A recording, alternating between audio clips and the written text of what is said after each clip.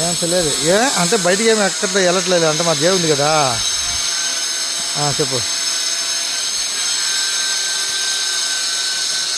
సరే సరే, నువ్వు అటు వెళ్ళిపోతున్నావా? అవు గిదులూరు వరకే కదా నీకు టికెట్ చేసింది.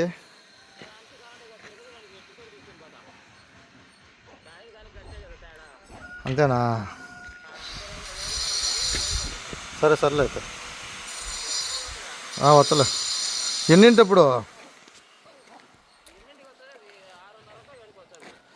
అవునవునవును, సర్లే అయితే.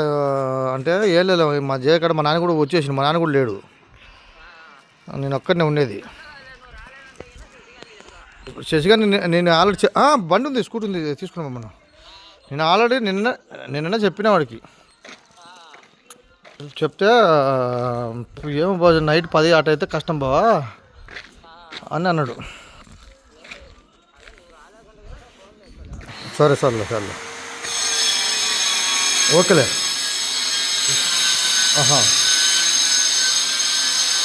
సరే సర్లే, ఓకే ఓకే.